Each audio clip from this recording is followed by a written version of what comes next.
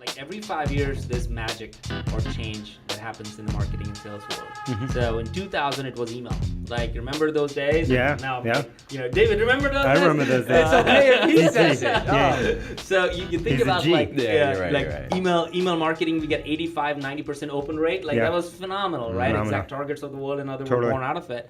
You kind of fast forwarded 5 years, like, content marketing and marketing automation came about. They said, if we can send emails, we can capture leads. Yep. And if we can capture leads, we can show value of marketing. So people got so good at marketing that they became crazy about it and they just generated a shitload of leads. Yep. You fast forward 5 more years, and like predictive came about. Yep. Well, because sales said, marketing, please stop sending me ton of people who Yeah. are only putting their business card in a fishbowl. Like Yeah. they want like an iPad. They Yeah. really don't want to talk to me. You're wasting Free my iPad, time, right? yeah. And that's where predictive said, you know what, we're going to help this problem by helping Scoring. you understand Yeah. scoring. And I think it was the early days of like AI, Sure. some sort of, right? Sure. And then you fast forward it 5 more years, 2015, ABM comes about. Well, the whole point in the last 15 years we're solving for is that how do I optimize for making that the right person is talking to the right, at the right time Yeah. about the right kind of product that you want to sell. Yep. So finally, ABM becomes like, shit, this is the problem we've been solving to, and we just went, as you said, like in a different direction of just generating more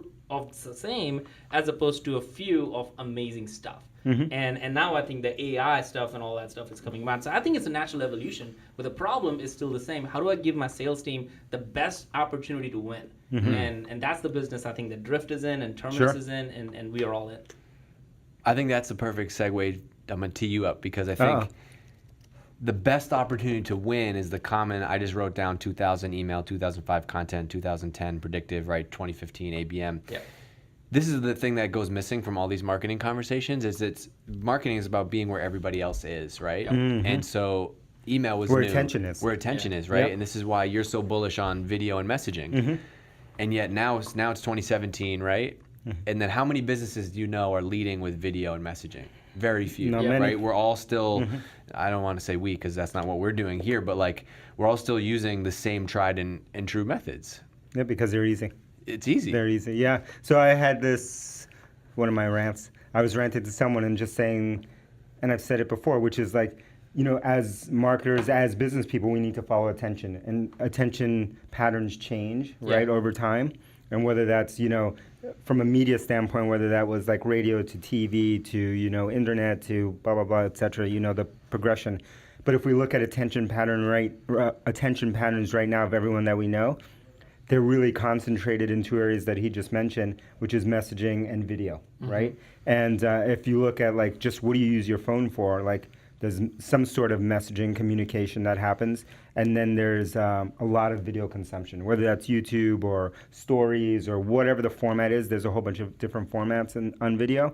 That's where we spend most of our time. And then to me, it's natural that marketers and businesses need to figure out like, okay, how are we gonna exploit is the wrong word, but how are we going to engage in those channels? Because like that's where attention is. Like there was a time when there was like a lot of attention in written content, and that was at the early days where there wasn't as much noise.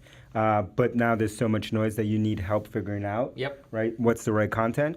And now attention is moving towards video and to stories and towards messaging. So how do we use that? But again, like you said, like not many people are thinking that way. Yeah, I tell you, like as an example, we're a huge fan of like videos and video art. Like we're a big customer of them.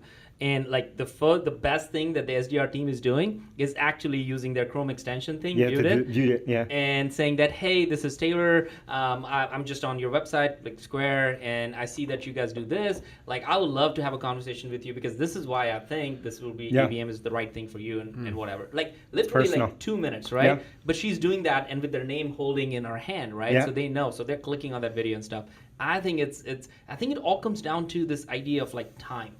Like, cut all the things that are going to be like in between of like you and that personal connection that you can have.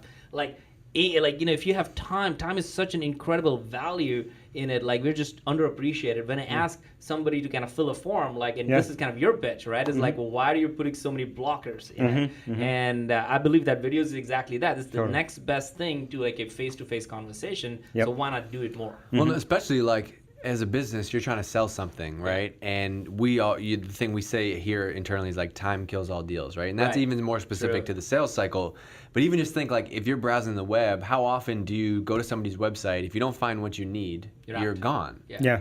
But I don't think a lot of people think of that like, oh, what does that experience actually mean? Yeah. Right? And so if I go to your website and I'm trying to find something, I can't find it, I'm going to go do something else. Yep. I think that's because a lot of people have grown up with, or one reason maybe is that a lot of people have grown up with this division between like, oh, that's business and then this is personal. Yeah. Like, oh, yeah.